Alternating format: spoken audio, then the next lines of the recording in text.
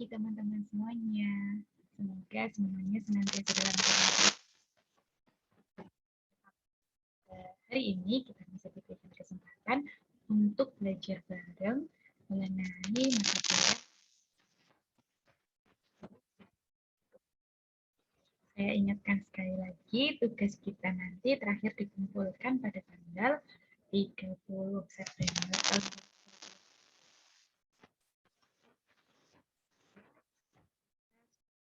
Mengenai apa itu perpajakan, bagaimana ketentuan umum dan tata caranya, serta ada penagihan pajak dengan surat fakta.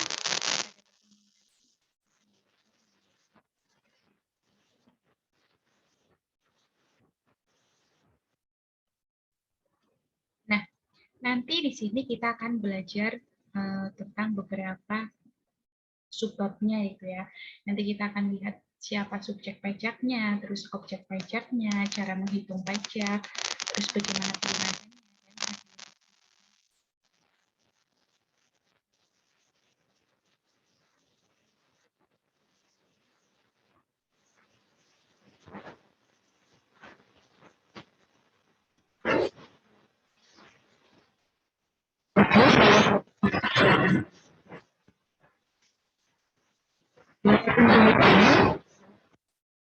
Juga mengenai subjek pajak dan objek pajaknya, cara menghitungnya, pelunasan pajak dalam tahun berjalannya itu pajak berapa aja, perhitungan pajak akhir tahun, dan ketentuan-ketentuan lain, kealihan dan penutupan.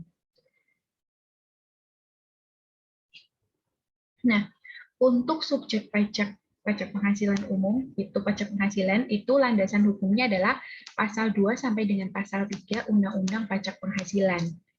Nah, subjek dan objek pajak, di mana pajak penghasilan umum, pajak penghasilan ini dikenakan kepada subjek pajak atas penghasilan yang diterima atau diperolehnya dalam tahun pajak. Ini nanti teman-teman juga akan tahu, ternyata pajak penghasilan umum adalah pajak yang dikenakan pada tahun pajak. Di bawah ada keterangannya mengenai pajak penghasilan dapat dikenakan atas bagian tahun pajak jika kewajiban subjektif mulai dari bagian tahun pajak. Nah, tahun pajak adalah tahun buku. Jika tahun buku tidak sama, dapat menggunakan tahun buku asalkan berarti 12 bulan. Jadi misal normalnya kan dari Januari sampai dengan bulan Desember ya. Tetapi ternyata tahun pajak internasional itu nanti pajak penghasilannya itu dimulai dari bulan Juli gitu, di pertengahan tahun nih.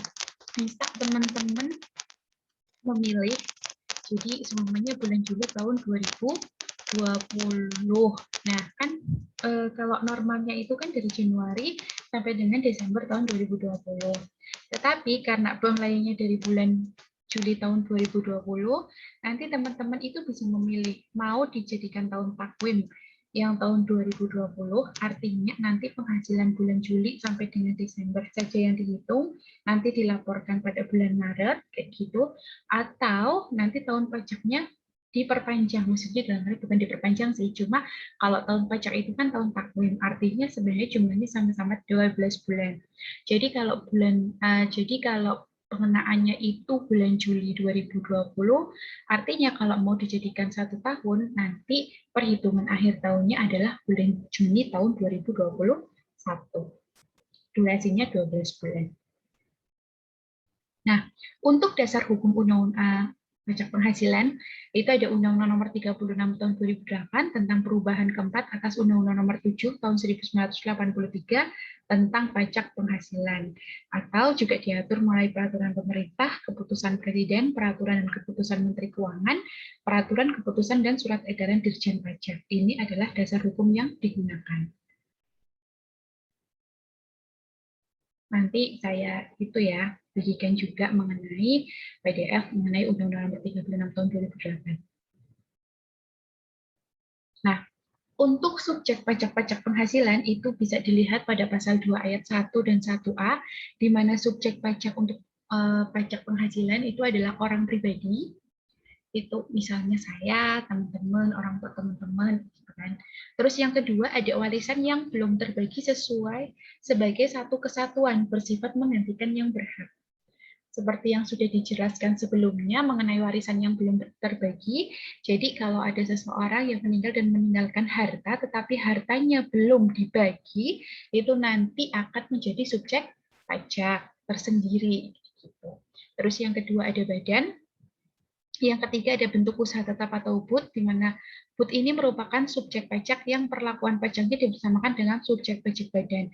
Bedanya adalah BUT adalah usaha yang didirikan oleh orang luar negeri di Indonesia. Nah, untuk subjek pajak itu sendiri, ini berdasarkan pasal 2 ayat 1 dan 1A ya, itu pasal 2 ayat 2-nya itu dibagi menjadi dua macam, yaitu ada subjek pajak dalam negeri dan ada subjek pajak luar negeri. Apa sih bedanya? Nah, di sini kita lihat satu persatu. Untuk subjek pajak dalam negeri berdasarkan pasal 2 ayat 3 itu terdiri dari satu, orang pribadi, di mana dia bertempat tinggal atau berada di Indonesia lebih dari 183 hari dalam 12 bulan, atau dalam suatu tahun pajak berada di Indonesia dan mempunyai niat bertempat tinggal di Indonesia. Itu adalah orang pribadi. Terus yang kedua, ada badan, didirikan atau bertempat kedudukan di Indonesia, kecuali unit tertentu badan pemerintah yang mempunyai kriteria satu, pembentukannya berdasarkan peraturan perundang-undangan, pembiayaan bersumber dari APBD dan APBN, penerimanya dimasukkan ke dalam APBD dan APBN, terus pembukanya diperiksa oleh aparat pengawas fungsional negara. Itu tidak masuk ke dalam subjek pajak badan. Terus yang ketiga adalah warisan yang belum terbagi, di mana warisan ini nanti menggantikan yang berhak. Jadi karena orangnya tadi sudah meninggal, warisannya belum terbagi, maka masih dijadikan sebagai subjek pajak. Nah, sedangkan untuk subjek pajak luar negeri berdasarkan pasal 2 ayat 4, itu terdiri dari orang pribadi yang tidak bertempat tinggal di Indonesia atau berada di Indonesia tidak lebih dari 183 hari dalam 12 bulan. Di mana badan yang tidak didirikan, atau yang kedua, badan yang tidak didirikan dan tidak bertempat kedudukannya di Indonesia. Artinya tadi satu, orang pribadi yang tidak bertempat tinggal di Indonesia atau tinggalnya itu kurang dari 183 hari. Dan yang kedua, badan yang tidak didirikan dan tidak bertempat kedudukannya di Indonesia, tetapi satu, dia menjalankan usaha atau kegiatan melalui badan usaha tetap di Indonesia. Dia punya kantor cabang, seperti itu. Terus yang kedua, dia menerima atau memperoleh penghasilan dari Indonesia bukan dari menjalankan usaha atau kegiatan melalui di Indonesia. Contohnya, orang Malaysia punya saham di PT yang ada di Indonesia atau badan yang ada di Indonesia.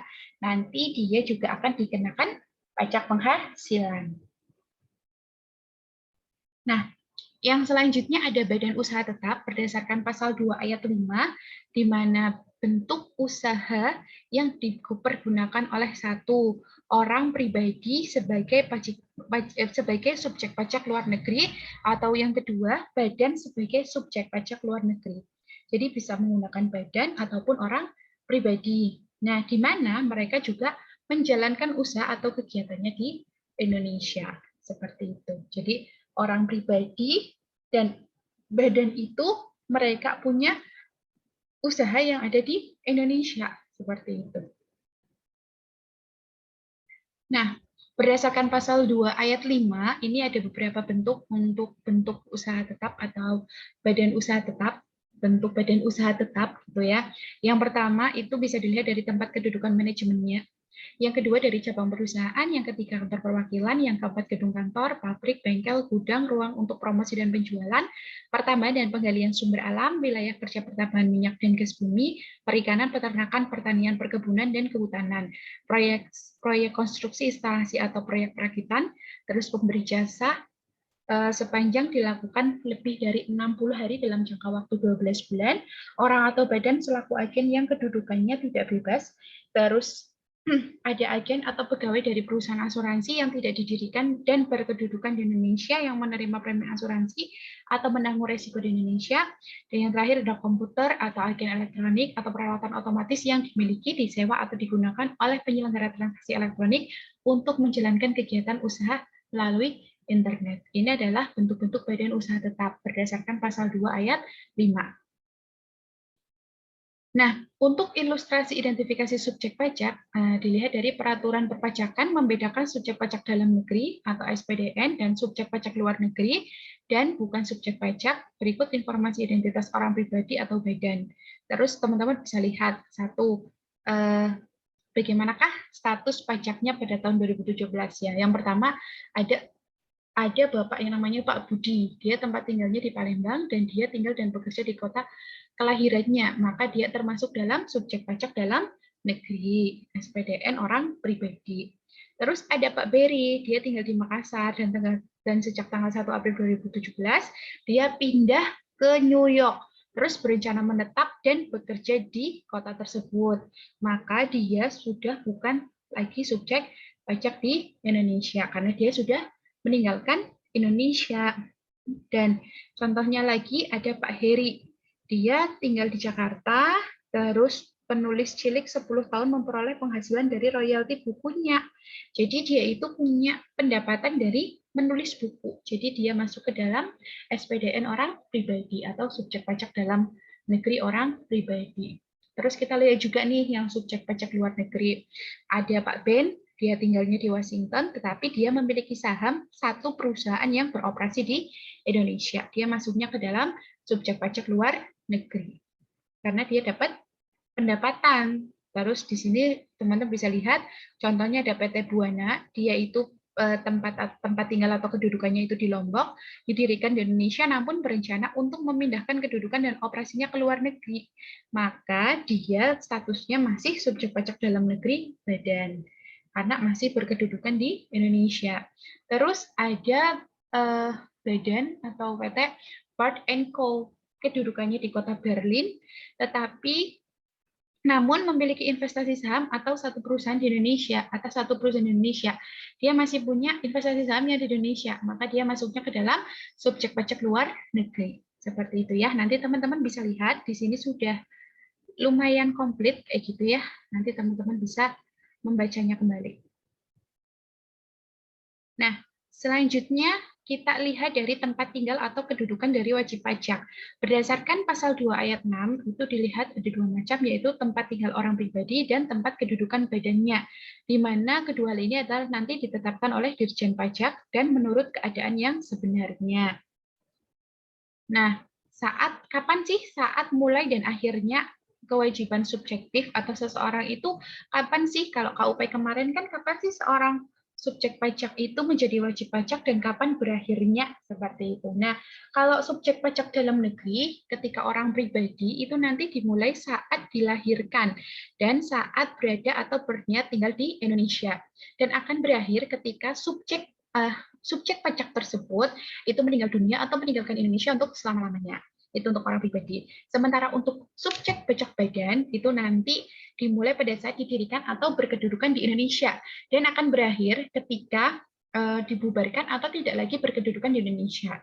Nah, yang ketiga itu untuk warisan yang belum terbagi, itu akan dimulai pada saat timbulnya warisan atau orang tersebut meninggal dunia dan akan berakhir ketika warisan tersebut telah selesai dibagikan.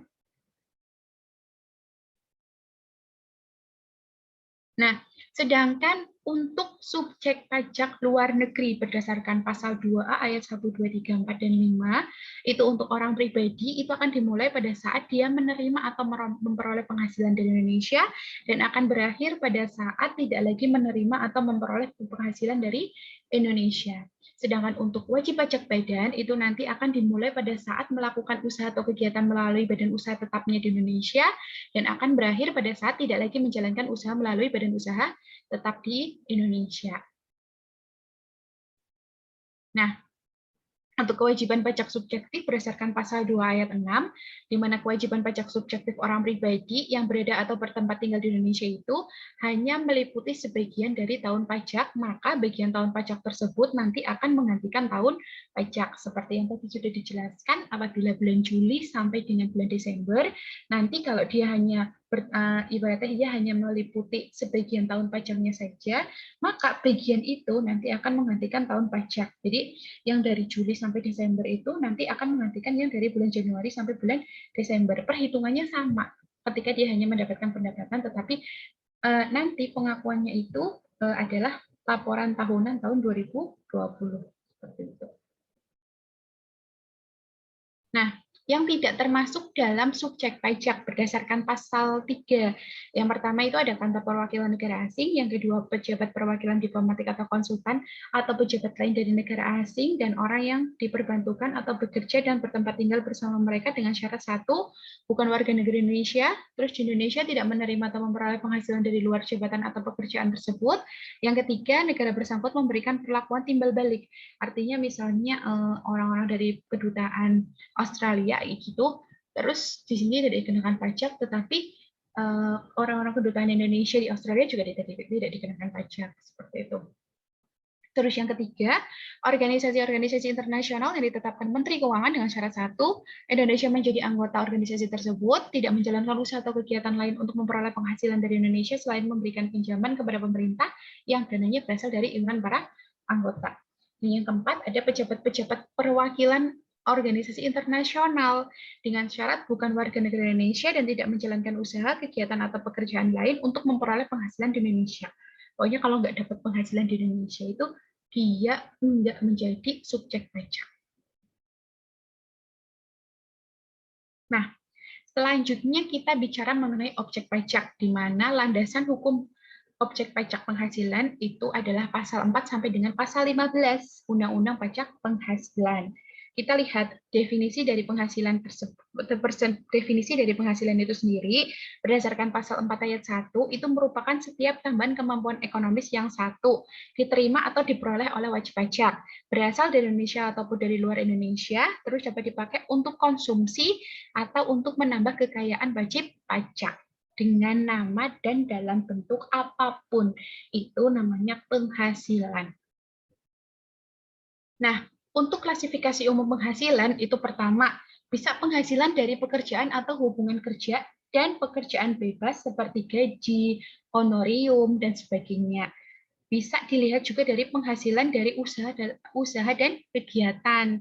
Terus penghasilan dari modal berubah harga gerak ataupun tidak gerak seperti bunga, dividen, royalti, sewa, dan keuntungan penjualan harga atau hak yang tidak dipergunakan untuk usaha.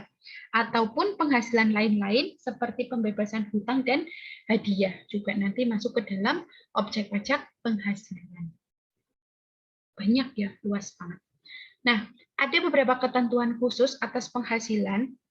Yang pertama, semua penghasilan digabungkan dalam waktu 1 tahun pajak. Jadi pendapatan penghasilan dari bulan Januari sampai bulan Desember itu digabungkan jadi satu. Terus, jika menderita kerugian dikompensasikan dengan penghasilan lain kecuali kerugian dari luar negeri. Artinya, kerugian yang ada di Indonesia gitu ya nanti bisa dijadikan pengurangan. Tapi kalau kerugian yang ada di luar negeri itu nggak bisa dijadikan pengurangan. Terus yang ketiga, untuk penghasilan dikenakan final atau dikecualikan dari objek pajak tidak boleh digabungkan. Misalnya ada penghasilan yang dikenakan objek pajak final. Teman-teman punya deposito, depositonya sudah kena pajak, pajaknya pajak final, berarti nggak bisa digabungkan dengan pajak yang lain, seperti itu. Pemotongan pajak yang lain. Nah, untuk objek pajak berdasarkan pasal 4 ayat 1, yang pertama adalah penggantian atau imbalan yang berkenaan dengan pekerjaan atau jasa yang diterima atau diperoleh termasuk gaji, upah, tunjangan, honorarium, komisi, bonus, gratifikasi, uang pensiun, ataupun imbalan dalam bentuk lainnya, kecuali ditentukan lain dalam Undang-Undang Pajak Penghasilan. Yang kedua, ada hadiah dari undian atau pekerjaan atau kegiatan dan penghargaan. Yang ketiga, ada dari laba usaha. Yang keempat, ada keuntungan karena penjualan atau karena pengalihan harta.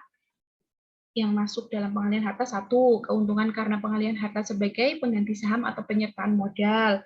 Ada keuntungan nih. Terus yang kedua, keuntungan karena pengalihan harta kepada pemegang saham, sekutu, dan anggota yang diperoleh perseroan, persekutuan, dan badan lainnya. Yang ketiga, keuntungan karena likuidasi, penggabungan, peleburan, pemekaran, pemecahan, pengambilan alihan usaha, dan reorganisasi dengan nama dan dalam bentuk apapun.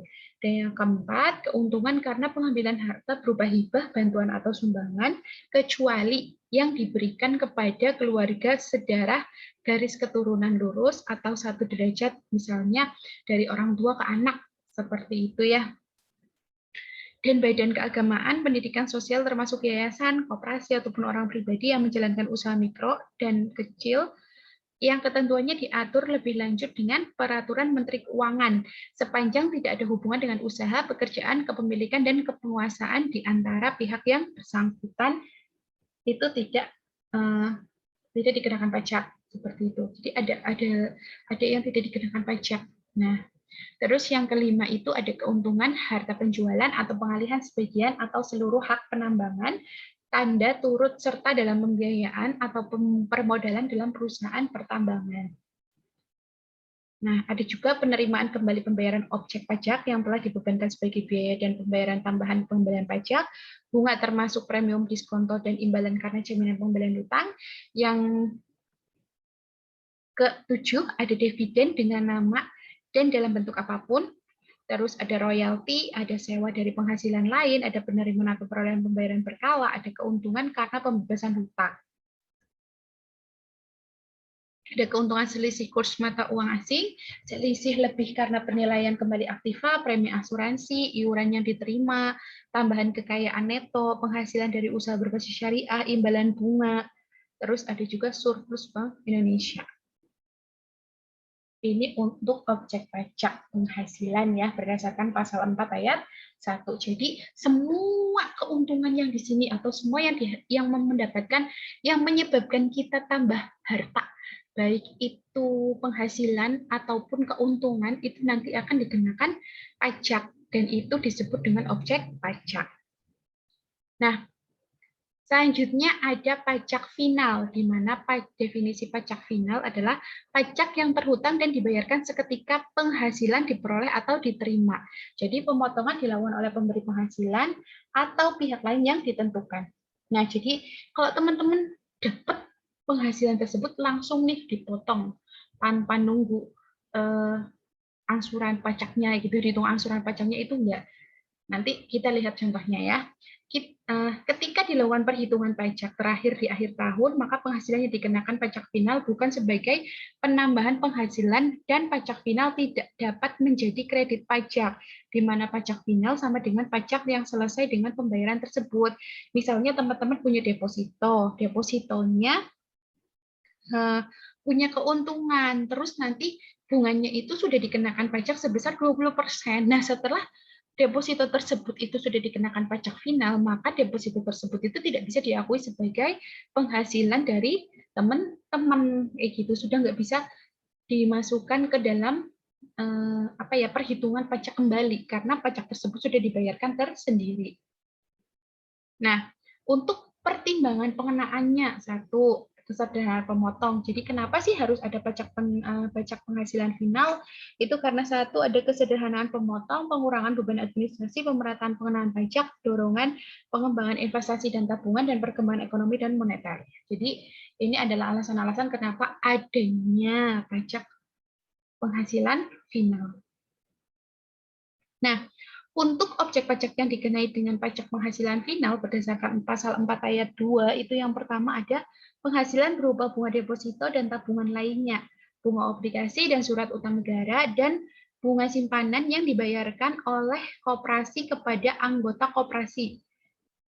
Nah, terus ada penghasilan berupa hadiah undian, penghasilan dari transaksi saham dan sekuritas, penghasilan dari transaksi pengalihan harta berupa tanah atau bangunan, terus ada juga penghasilan tertentu lainnya yang diatur dengan atau berdasarkan peraturan pemerintah.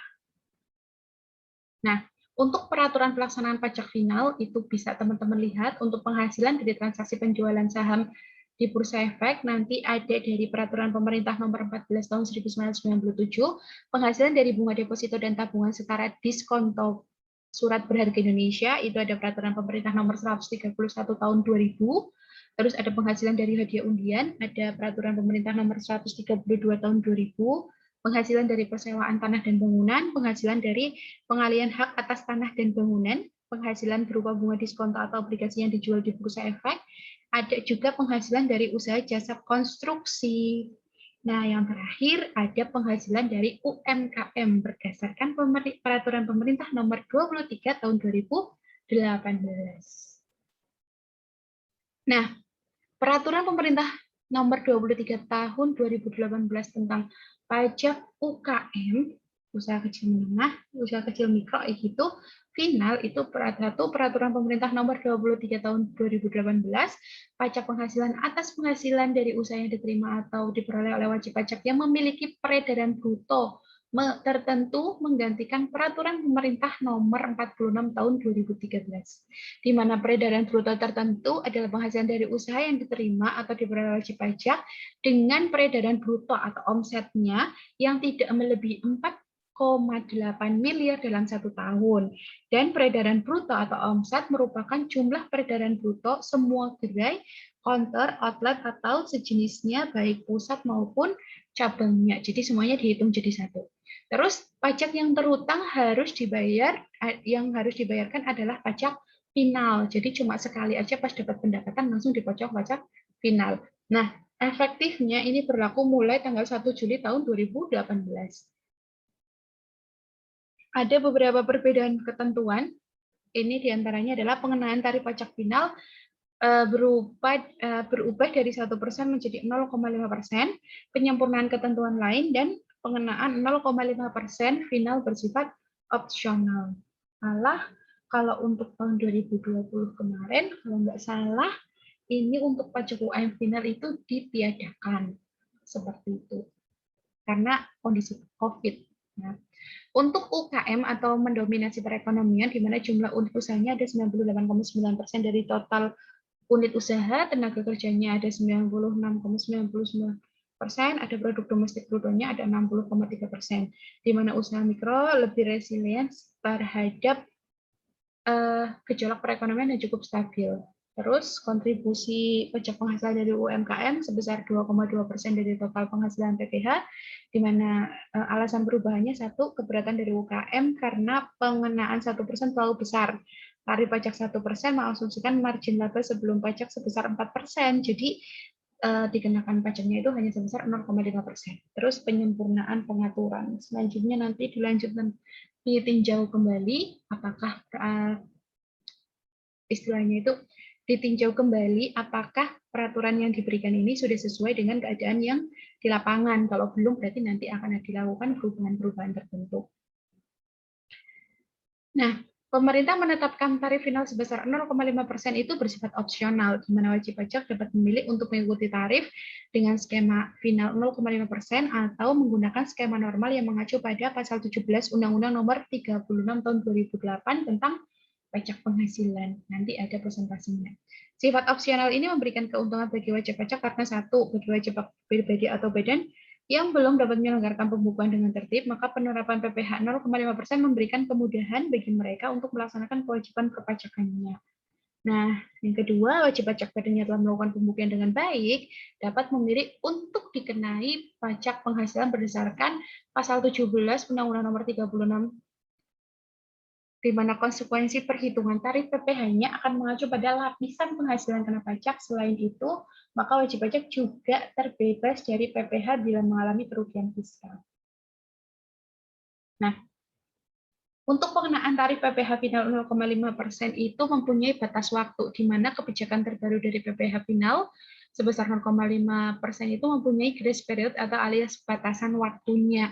Jadi batasan waktu yang diberikan pemerintah pada wajib pajak yang ingin menggunakan tarif PPh final 0,5% adalah 1, 7 tahun pajak untuk wajib pajak orang pribadi, 4 tahun pajak untuk wajib pajak badan berbentuk koperasi CV atau firma, dan 3 tahun pajak untuk wajib pajak badan berbentuk PEN kembali menggunakan pasal 17 untuk mendorong ibaratnya dikenakan hanya untuk memberikan waktu kepada orang pribadi ataupun badan gitu untuk melakukan pembukuan agar lebih rapih lagi dan nanti perhitungan pajaknya bisa secara jelas.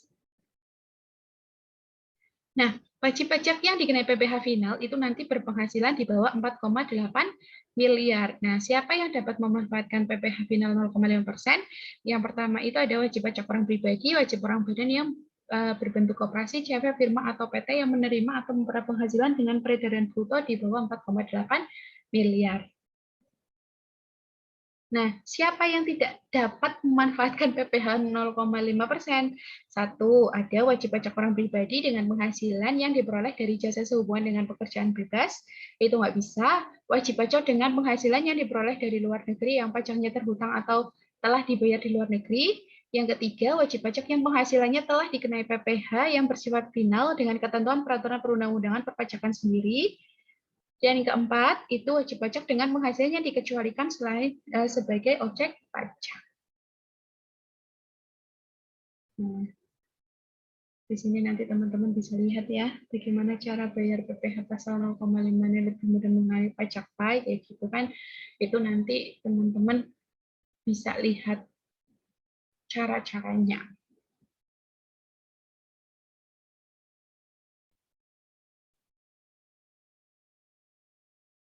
Nah, untuk hal-hal yang dikecualikan sebagai objek pajak, kalau tadi kan kita udah bicara nih mengenai objek pajak itu adalah penghasilan, baik itu keuntungan ataupun sesuatu yang kita terima secara rutin ataupun tidak rutin, kayak gitu kan ada pajaknya masing-masing. Dan ini adalah kategori yang dikecualikan sebagai objek pajak berdasarkan pasal 4 ayat 3. Yang pertama ada bantuan atau sumbangan, di mana zakat yang terima badan atau lembaga ambil zakat yang disahkan oleh pemerintah dan diterima oleh penerima zakat yang berhak atau sumbangan keagamaan yang sifatnya wajib bagi pemeluk agama yang ada di Indonesia. Yang kedua adalah harta hibahan yang diterima oleh keluarga sedarah garis keturunan lurus 1 derajat. Itu nggak kena pajak. Terus ada juga warisan, ada harta termasuk setoran tunai sebagai pengganti saham ataupun sebagai pengganti penyertaan modal, ada pergantian atau imbalan sehubungan dengan pekerjaan atau jasa yang diterima atau diperoleh dalam bentuk natural atau kenikmatan. Terus ada juga pembayaran dari perusahaan asuransi kepada orang pribadi sehubung dengan asuransi kesehatan, asuransi kecelakaan, asuransi jiwa, asuransi diguna, dan asuransi beasiswa. Nah, ada juga dividen atau bagian laba yang diterima oleh PT sebagai wajib pajak dalam negeri, koperasi, badan usaha milik negara, atau badan usaha milik daerah dari pernyataan modal atau badan usaha yang didirikan dan bertempat kedudukan di Indonesia dengan syarat satu, dividen berasal dari cadangan laba yang ditahan, itu nanti nggak kena pajak. Terus bagi PT, badan usaha milik negara atau badan usaha milik daerah yang menerima dividen, kepemilikan saham pada badan yang memberikan dividen paling rendah 25% dari jumlah modal yang disetor. Terus yang ke-8 itu ada iuran yang diterima atau diperoleh dana pensiun yang pendiriannya telah disahkan Menteri Keuangan baik yang dibayar oleh pemberi kerja ataupun pegawai. Ada juga penghasilan dari modal yang ditanamkan oleh dana pensiun dalam bidang-bidang tertentu untuk menetapkan yang ditetapkan dengan keputusan Menteri Keuangan. Terus ada bagian laba yang diterima atau diperoleh anggota dari persarian komanditer yang modalnya tidak terbagi atas saham-saham. Terus ada juga penghasilan yang diterima atau diperoleh perusahaan modal ventura berupa pembagian laba dari badan pasangan usaha yang didirikan dan menjalankan usaha di Indonesia. Nah, ada beasiswa, itu nggak kena pajak ya. Beasiswa yang memenuhi persyaratan tertentu, yang ketentuannya diatur lebih lanjut berdasarkan peraturan Menteri Keuangan. Ada juga sisa lebih yang diterima atau diperoleh badan atau lembaga nirlaba yang bergerak di bidang pendidikan atau bidang penelitian dan pengembangan. Terus ada juga bantuan atau santunan yang dibayarkan oleh Badan Penyelenggara Jaminan Sosial kepada wajib pajak tertentu yang ketentuannya diatur lebih lanjut. Jadi nanti ada ketentuannya sendiri untuk kayak pajaknya jam sostek ketika kita pencairan kayak gitu ada sendiri. Terus di sini teman-teman bisa lihat ada ilustrasi ya untuk ilustrasi untuk objek pajak di mana firma Mulia menjual mobil yang digunakan untuk kegiatan usaha. Nilai buku menurut fiskalnya itu adalah 200 juta rupiah, di mana mobil tersebut dijual dengan harga 300 juta rupiah. Bagaimana pengakuan penghasilan oleh firma Mulia dan bagaimana jika mobil tersebut dijual kepada seorang sekutu dengan harga 260 juta rupiah. Yang pertama, jika pengakuan penghasilan oleh firma Mulia itu bagaimanakah pengakuan penghasilan oleh firma Mulia, maka keuntungan yang diperoleh dari penjualan firma Mulia itu kan 100 juta rupiah, di mana belinya 200 juta, dijualnya dengan 300 juta. Maka yang diakui sebagai penghasilan dari PT Firma Kenala merupakan objek pajak adalah yang 100 juta rupiah. Jadi keuntungannya. Nah, Terus gimana jika mobil yang dijual tersebut kepada seorang sekutu dengan harga 260 juta? Nah, berarti firma mulia tetap mengakui penghasilan atas penjualan mobil sebesar 100 juta. Nah, sekutu yang membeli mobil tersebut sebagai wajib pajak orang pribadi mengakui penghasilan kena pajak sebesar 40 juta karena dia hanya membayar sebesar 260 juta karena membeli mobil dengan harga yang lebih murah, tetapi keuntungannya tetap terhitung karena pembukuan di peta firmannya itu udah 100 juta.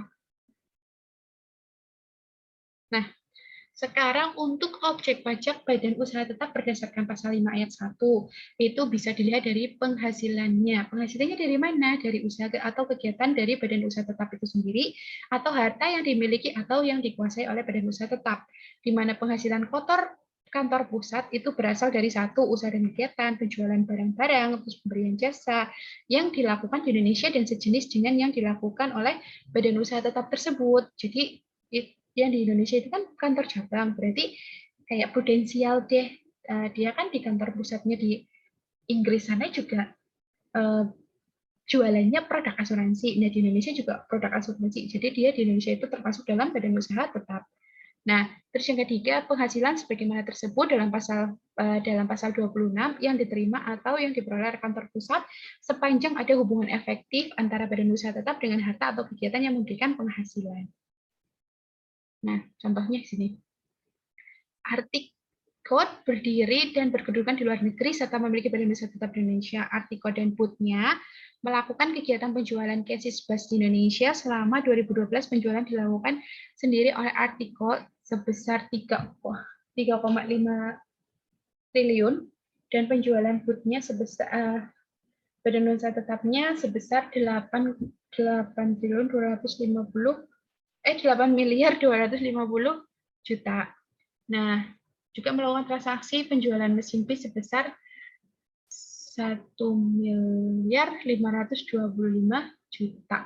Putnya tidak menyediakan produk tersebut. Berapa nilai objek pajak? Nah, teman-teman bisa lihat, objek pajak bagi badan usaha tetap itu meliputi penghasilan dari Put itu sendiri atau badan usaha tetap itu sendiri dan penghasilan kotor kantor pusat atas kegiatan bisnis yang serupa dengan kegiatan badan usaha tetapnya, di mana objek pajak penghasilannya itu adalah pertama penjualan yang dilakukan sendiri sebesar 3,5 miliar ditambah dengan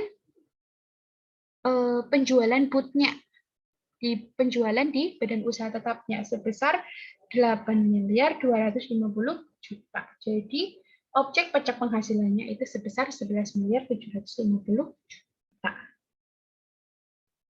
Nah, ilustrasi yang kedua nanti teman-teman bisa lihat ya. Di sini ada BRKIN berkedudukan di luar negeri yang memiliki badan usaha tetap di Indonesia, di mana Kemenkes RI mengadakan perjanjian langsung dengan BRKA untuk membayar royalti atas paten vaksin sebesar 2.750 juta agar vaksin tersebut dapat diproduksi oleh BUMN farmasi. Nah, dalam kontrak yang dipersyaratkan bahwa Kemenkes wajib menggunakan jasa konsultasi teknis dari badan usaha tetap dengan kontrak terpisah senilai 325 juta. Nah, berapakah nilai objek pajak penghasilan atas Put milik BRK?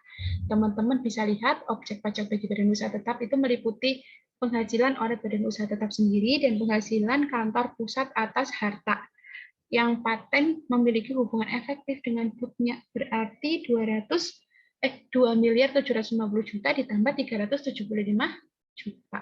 350 juta dari mana? Kita lihat ke atas. Kontrak terpisahnya 325 juta. Oh, ini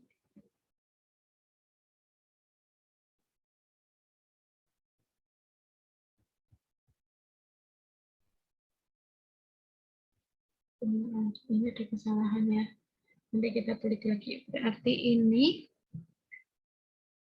325 ya. Ini 325 berarti 325 ya, tidak 50 juta ya. Ya. Oke, kita lihat dulu sebentar. Berarti ini adalah 325 Penjumlahannya benar tapi tulisannya tadi salah. Mohon maaf ya. Jadi jumlah yang menjadi objek pajak penghasilannya itu ada 3.125 juta. Nah, selanjutnya mengenai deductible expense atas penghasilan badan usaha tetap berdasarkan pasal 5 ayat 2, di mana meliputi biaya yang berkenaan dengan penghasilan kantor pusat sehubungan dengan usaha atau kegiatan, penjualan barang, pemberian jasa yang sejenis dengan yang dijalankan oleh badan usaha tetap di Indonesia, di mana penghasilan sebagaimana tersebut dalam pasal 26 selama terdapat hubungan efektif antara badan usaha tetap dengan harta atau kegiatan yang memiliki penghasilan. Nah, selanjutnya mengenai penentuan dari laba badan usaha tetap berdasarkan pasal 5 ayat 3.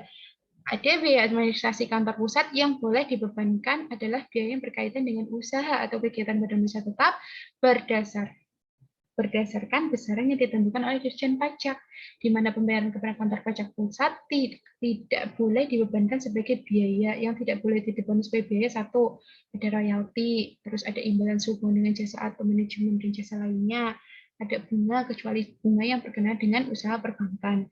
Terus pembayaran dari kantor pusat bukan sebagai penghasilan BUT, jadi pembayarannya itu ada royalti, ada imbalannya sehubungan dengan jasa manajemen dan jasa lainnya, ada juga bunga kecuali bunga yang diberkenaan dengan usaha perbankan. Jadi biaya administrasi pusat yang boleh dibebankan adalah biaya yang berkaitan dengan usahanya. Kalau yang tidak boleh dibebankan, yang tidak berkaitan dengan usahanya, berarti nggak bisa dibebankan sebagai pengurangan. Nah, untuk biaya mendapat, menagih, atau memelihara daripada berdasarkan pasal 6 ayat 1 itu, untuk biaya 3M termasuk dalam biaya yang dapat dikurangkan atas penghasilan brutonya, seperti biaya pembelian bahan pada biaya yang berkaitan dengan kegiatan usaha, seperti biaya pembelian bahan baku, tenaga kerja, bunga, sewa, royalti, perjalanan, pengolahan limbah, asuransi, promosi, administrasi, dan pajak selain pajak penghasilan. Terus ada biaya penyusutan fiskal atau amortisasi. Yang ketiga ada iuran kepada dana pensiun yang pendiriannya telah disahkan Menteri Keuangan. Dan yang keempat ada kerugian karena penjualan atau pengalihan harta. Nah, ada juga kerugian dari selisih kurs, biaya penelitian dan pengembangan perusahaan, biaya beasiswa, magang dan pelatihan, terus piutang yang nyata-nyata tak dapat ditagih, terus ada sumbangan dalam rangka bencana sosial, penelitian dan pengembangan, infrastruktur sosial, fasilitas pendidikan, pembinaan olahraga, itu adalah biaya-biaya yang dapat dikurangkan atas penghasilan bruto. Nah, ketentuan khusus biaya atas biaya 3M, yaitu biaya 3M yang dapat dibebankan hanya biaya-biaya yang dikeluarkan terkait dengan penghasilan yang ditetapkan sebagai objek pajak. Nah, biaya 3M yang dikeluarkan berkaitan dengan penghasilan yang dikenakan yang dikenai pajak final atau pajak penghasilan yang bukan merupakan objek pajak itu tidak dapat dibebankan. Terus jika diketahui nilai biaya secara total, maka perhitungan biaya 3M yang dapat dibebankan atau tidak dapat ditetapkan berdasarkan metode pro rata berdasarkan proporsi penghasilan. Nah, teman-teman bisa lihat di sini nih, ada ilustrasinya. Deductible expenses. PT Mulia memiliki total penghasilan 600 miliar dan dibebankan dan beban yang dapat dikurangkan sebesar 450 miliar. Nah, beban tersebut dikeluarkan untuk memperoleh semua penghasilan yang diterima. Dari penghasilan tersebut, 100 miliar merupakan penghasilan final. Berarti kan 100 miliarnya dikurangi, karena kalau penghasilan final itu sudah harus dikurangi. Nah, perusahaan tidak dapat mengidentifikasi secara spesifik bebannya terkait dengan penghasilan final tersebut. Berapa penghasilan kena pajak perusahaan? Satu, dilihat dulu berapa penghasilannya dikenakan pajak final. Oh, ternyata yang dikenakan pajak final adalah 100 miliar di luar dari ketentuan penghasilannya.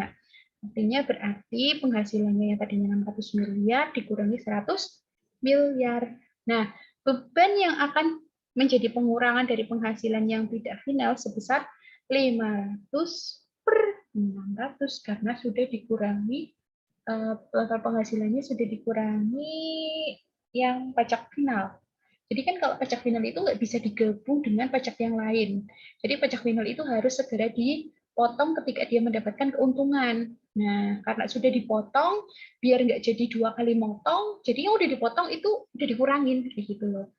Jadi 500 per 600 kali 450.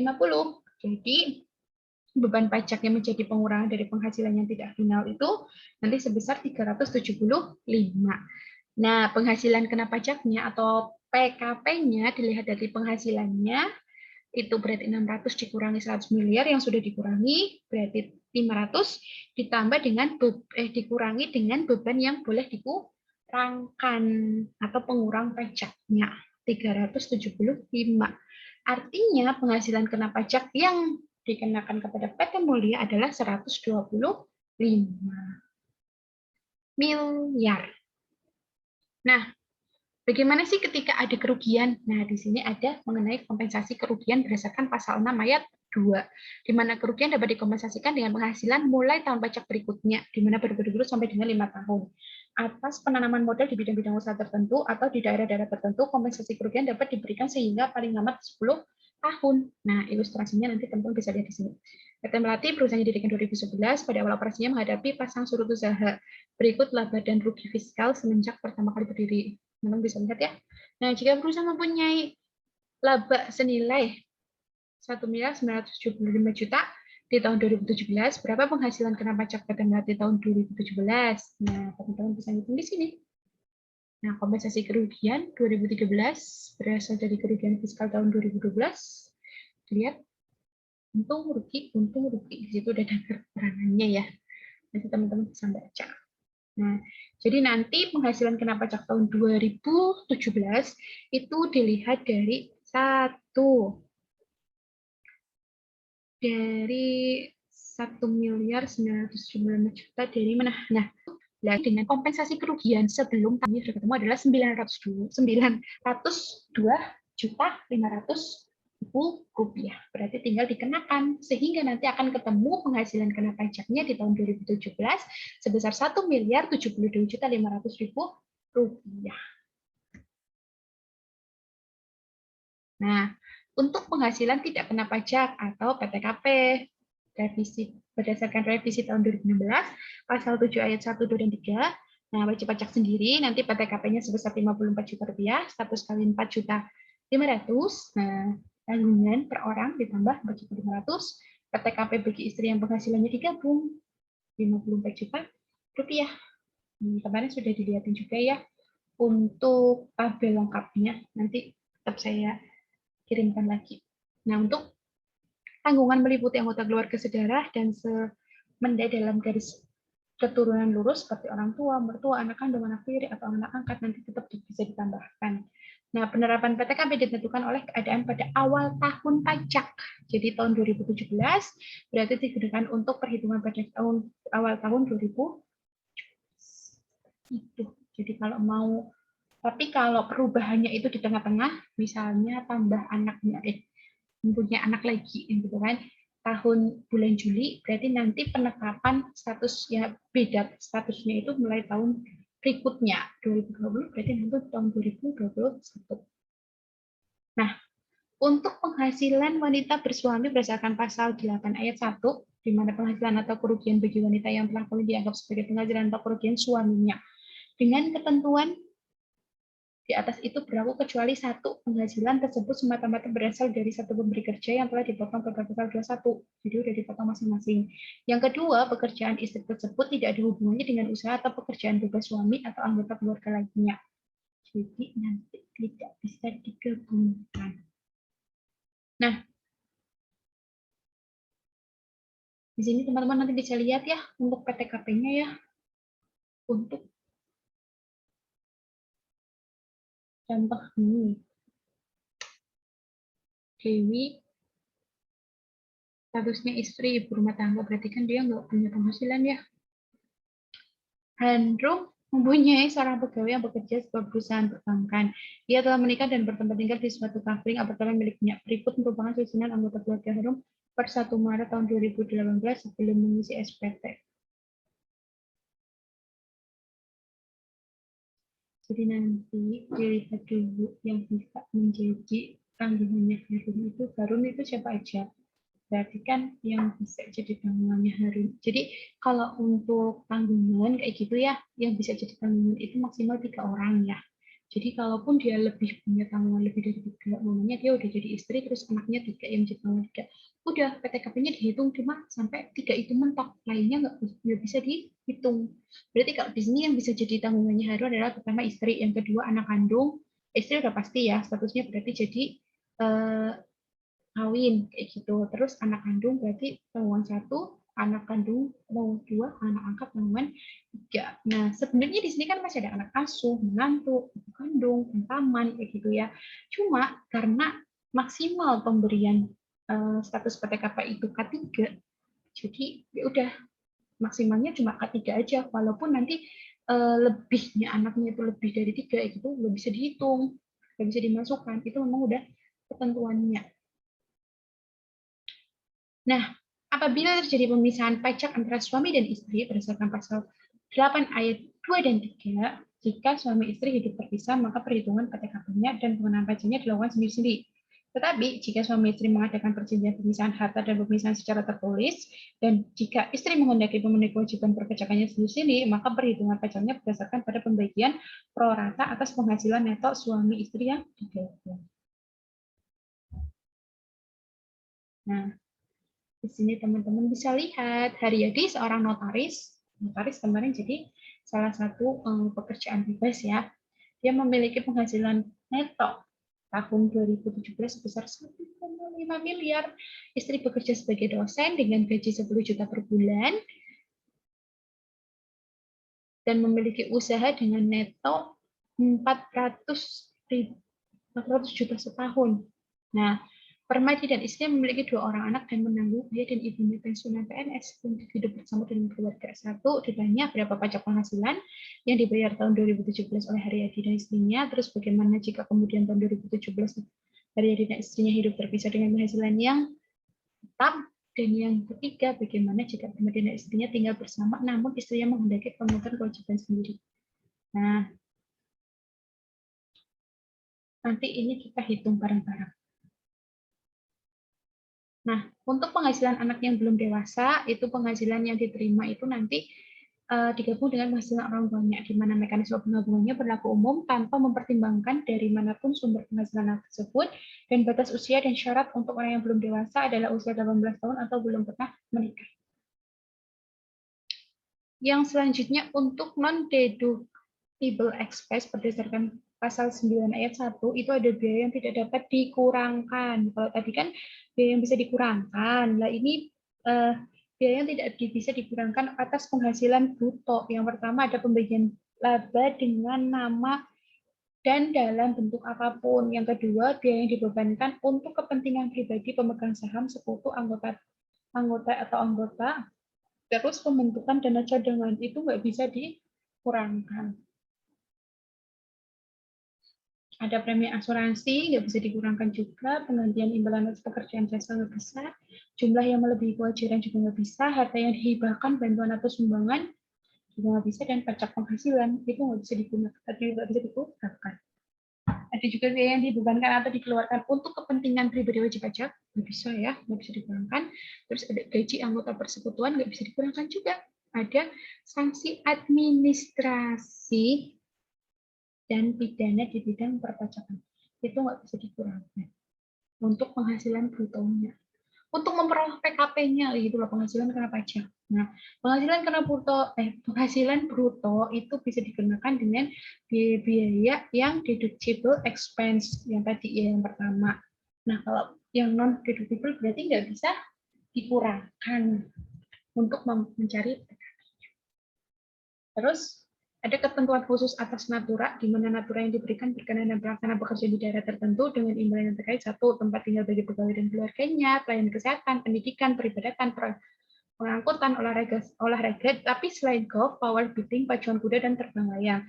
Natura yang diberikan akibat seharusan suatu pekerjaan diantaranya dapat berupa seragam bagi petugas pengamanan atau penginapan bagi kru pelayaran atau penerbangan.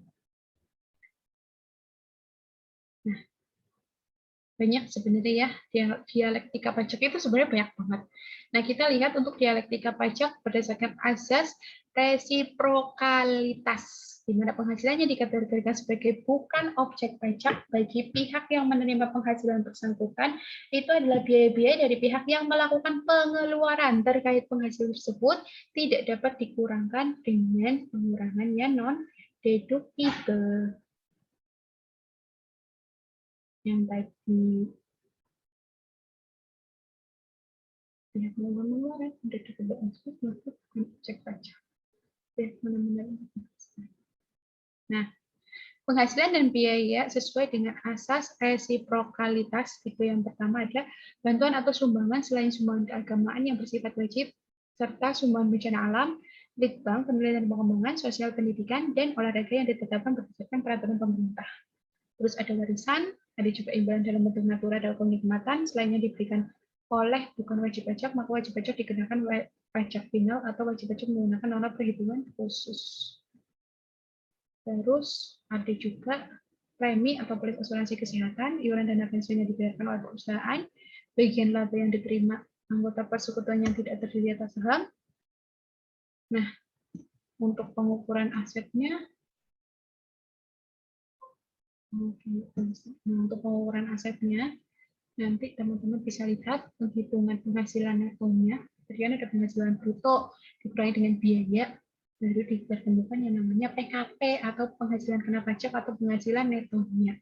Ketentuan umumnya adalah subjek pajak melakukan pembukuan dan penghitungan berdasarkan neto berdasarkan hasil pembukuan. Nah, wajib pajak yang memiliki peredaran bruto kurang dari 4,8 miliar per tahun dan memberitahukan kepada Ditjen Pajak di 3 bulan pertama periode pajak, maka subjek pajak melakukan pencatatan dan perhitungan penghasilan neto berdasarkan persentase norma perhitungan penghasilan netonya. Tapi jika wajib pajak yang tidak dapat dihitung penghasilan netonya berdasarkan pasal 16 ayat 1 dan 3, maka subjek pajak melakukan pembukuan dan menghitungkan penghasilan neto berdasarkan persentase norma perhitungan khusus. Nah,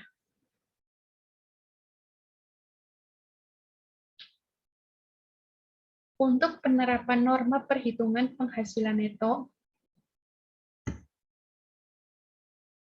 di luar ketentuan berdasarkan pasal 14 ayat 5 itu wajib pajak wajib pembukuan atau pencatatan namun tidak tersedia memperlihatkan pencatatan atau bukti pendukungnya, maka wajib pajak tidak sepenuhnya menyelenggarakan pembukuan atau pencatatan, maka peredaran bruto ditentukan berdasarkan cara yang ditetapkan oleh peraturan Menteri Keuangan dan penghasilan neto dihitung berdasarkan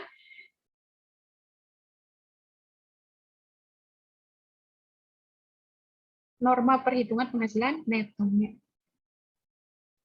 Nah, peraturan pelaksanaan norma perhitungan khusus, teman-teman bisa lihat di sini ya, ada perusahaan pengukuran minyak, kantor perwakilan dagang, perusahaan berinvestasi dengan pola bangun bumi dan serah, gitu, perusahaan pelayaran dalam negeri, perusahaan pelayaran penerbangan luar negeri, perusahaan penerbangan dalam negeri, perusahaan maklon mainan anak-anak.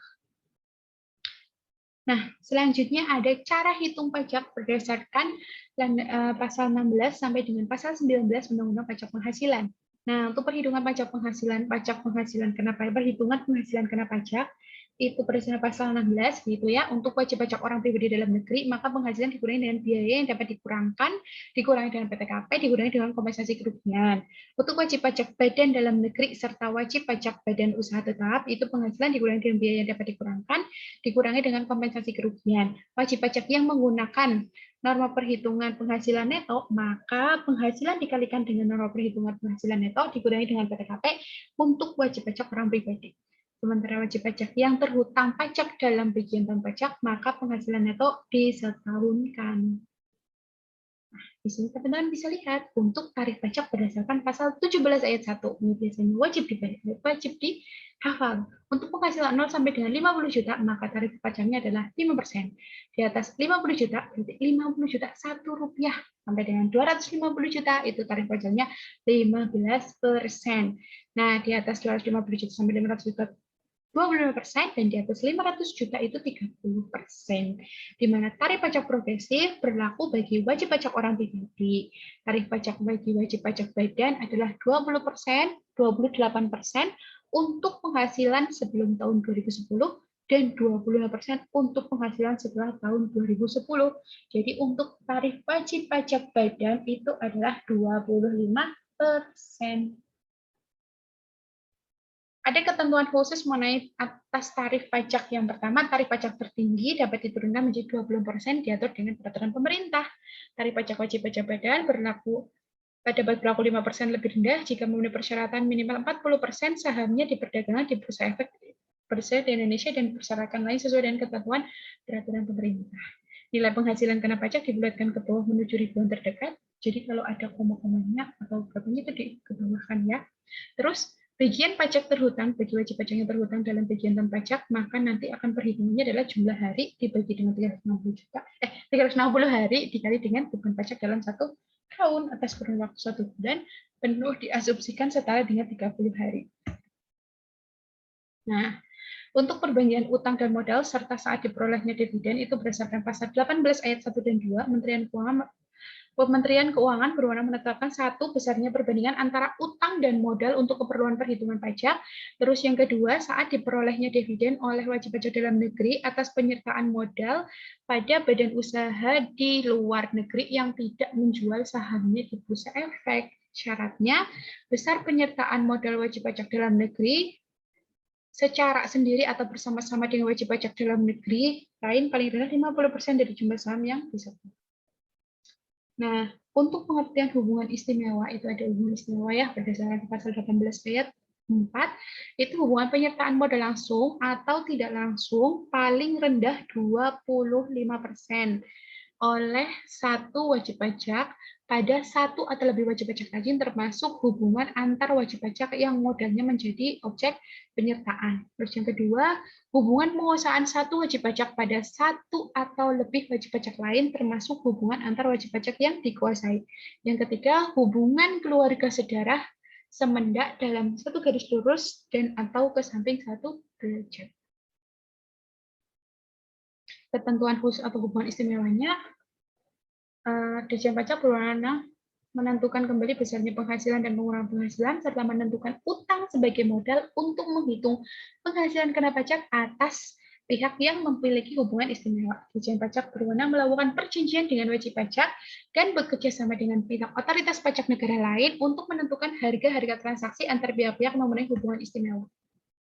Ada revaluasi aset berdasarkan pasal 19, di mana Menteri berwenang menetapkan peraturan penilaian kembali aktiva tetap atau faktor penyesuaian. Terus yang kedua, atas selisih penilaian kembali ditetapkan tarif pajak tersendiri, diterapkan tarif pajak sepanjang tidak melebihi tarif pasal 17.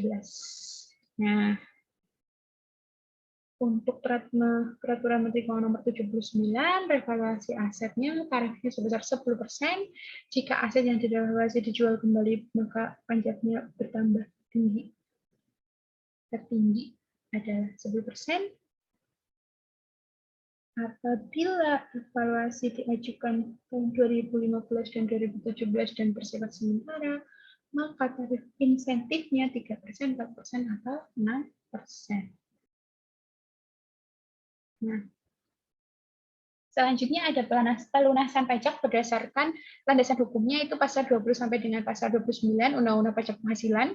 Di sini teman-teman bisa lihat cara pelunasan pajaknya itu, teman-teman lihat sendiri, pajak tahun berjalan dapat dilunasi melalui satu pembayaran oleh wajib pajak sendiri, itu berdasarkan pasal pajak penghasilan pasal 25, atau dengan cara pemotongan atau pemungutan oleh pihak lain, yaitu PPh pasal 21, 22, 23, 24, dan 26, di mana merupakan pelunasan pajak yang boleh dikreditkan terhadap PPh yang terhutang untuk tahun pajak berjalan, kecuali untuk pembayaran PPh yang bersifat final.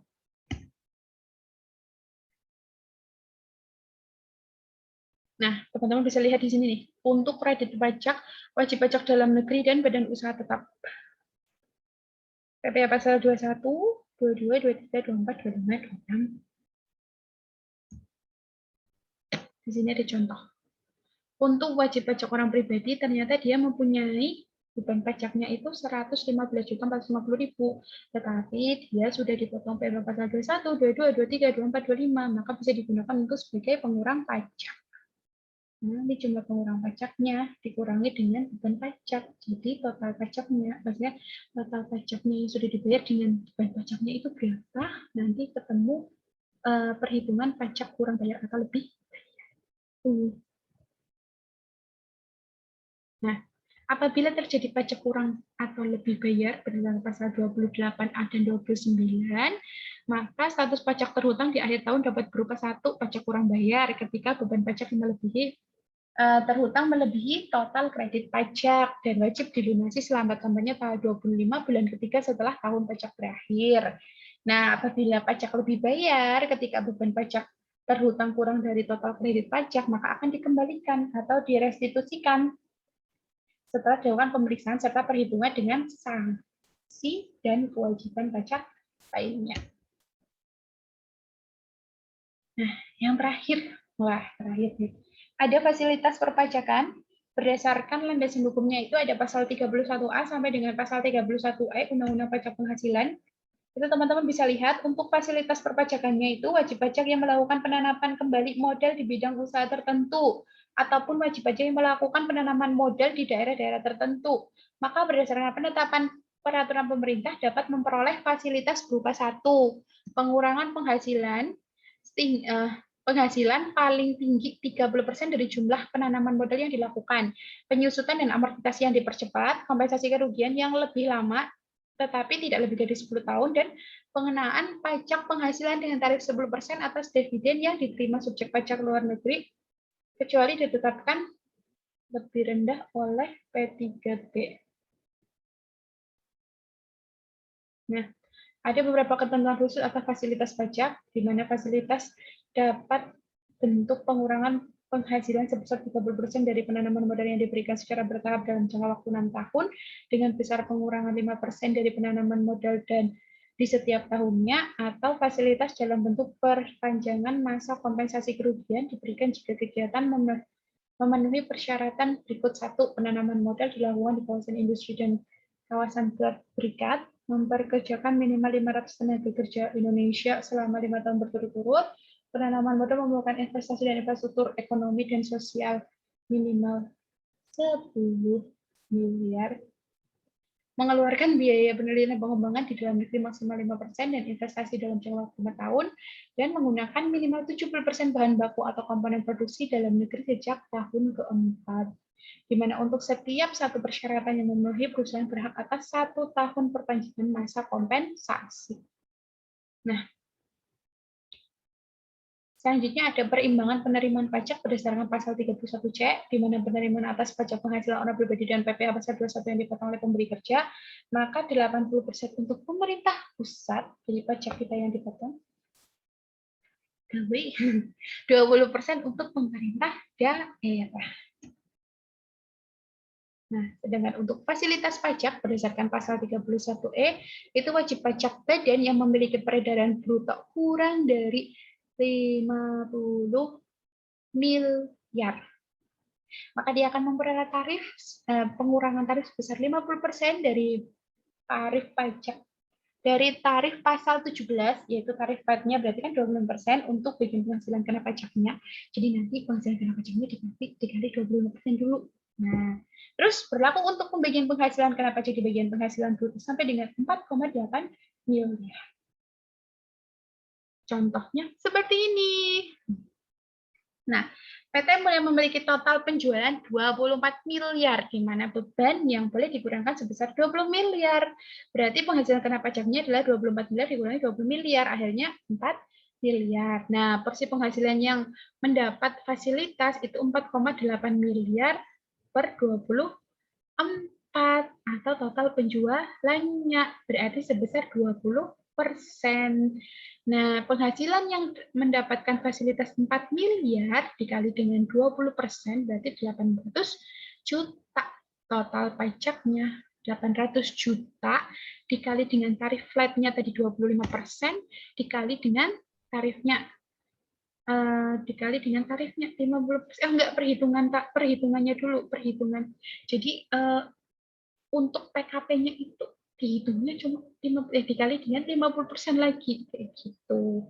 Nah, terus yang 3,2 miliar dikali 25 persen.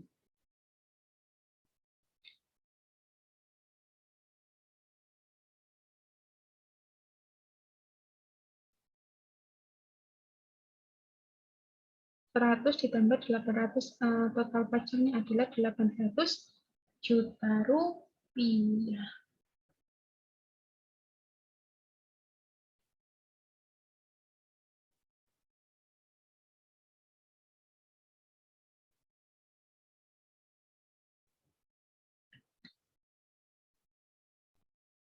Nah, di sini ada contohnya lagi ya.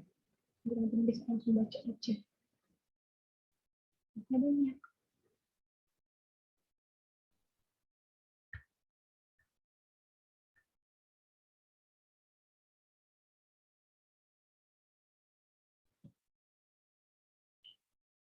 Yang menyelenggarakan memberi fasilitas pemotongan tarif seperti yang memiliki tarif dan itu kurang dari 50 miliar. Sekian PKP yang memberi pengurangan. Jadi 48 miliar dibagi 48. Ini rumusnya tadi ya 10% dikali 12 miliar. 1,2 miliar di mana beban pajaknya itu berarti 50% kali 25% kali 1 juta. 100 dan 25% dikali 1 juta 12 miliar dikurangi 1,2 miliar. Sama yuk. Nih, ini sama kan. 800 juta dikali 20% dikali 50% ditambah dengan 2 miliar kali 25%. Ini enggak ada tiganya.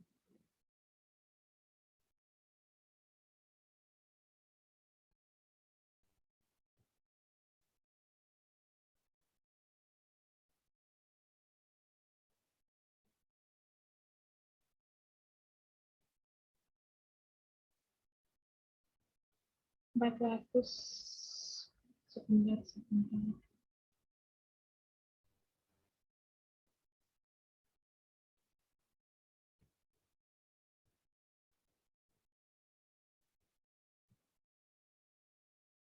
Nah, akhirnya ketemu.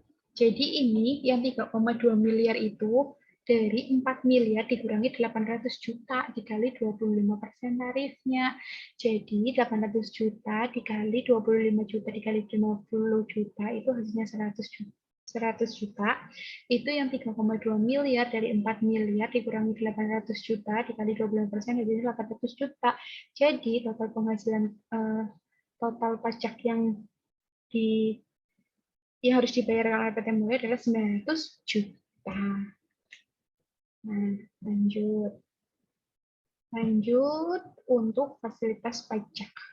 Nah, ini teman-teman nanti bisa lihat ya, CFD Mandakara perusahaan yang bergerak di bidang pengalengan ikan. Nah, nanti penghasilan totalnya 48 miliar.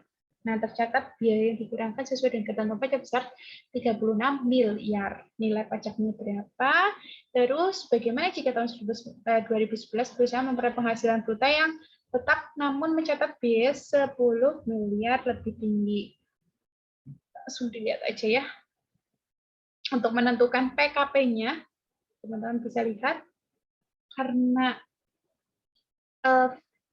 memiliki nilai peredaran bruto kurang dari 50 miliar, maka PKP-nya itu pengurangan tarifnya itu nanti dihitung 4,8 miliar dibagi 4,8 miliar dibagi 48 miliar. Nah, dikurangkan dulu nanti ketemu 1,2 miliar, beban pajak berhutangnya berarti 50 dikali 25, 50% kali 25 kali 1,2 miliar, berarti nanti itu yang 12 miliar dikurangi 1,2 miliar. Nah, berarti jumlah PKP-nya atau penghasilan kena pajaknya adalah 2 miliar 860 juta.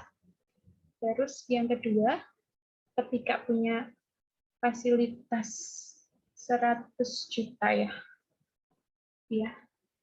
Nah, fasilitas pengurangan tarif sebab memiliki nilai peredaran bruto, maka dihitung PKP-nya itu adalah kalau tadi perhitung pengurangannya itu adalah 36 miliar, terus tadi 10 miliar lebih tinggi, ya berarti ditambahkan di sini dibikin pengurangannya, maka akan diperoleh angka PKP-nya adalah 475 juta. Pajaknya, PKP-nya itu 200 juta. Nah, apabila peredaran total tahun 2012-nya itu 48 miliar, ditambah dengan 8 miliar, maka 56 miliar, di mana Mandaraka tidak memperoleh fasilitas pengurangan tarif, sebab memiliki nilai peredaran total lebih dari 50 miliar, maka beban pajaknya adalah 25% dikali dengan 56 dikurangi 36 juta pengurangannya ya. Berarti sebesar 5 miliar rupiah. Seperti itu. Panjang banget, tapi semoga nanti teman-teman bisa menerima dengan baik.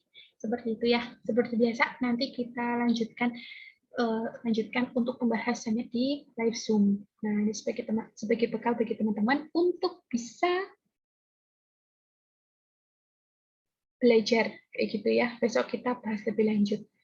Terima kasih, demikian yang bisa saya sampaikan. Tetap semangat. Alhamdulillah, amin. Sekian dari saya. Wassalamualaikum warahmatullahi wabarakatuh.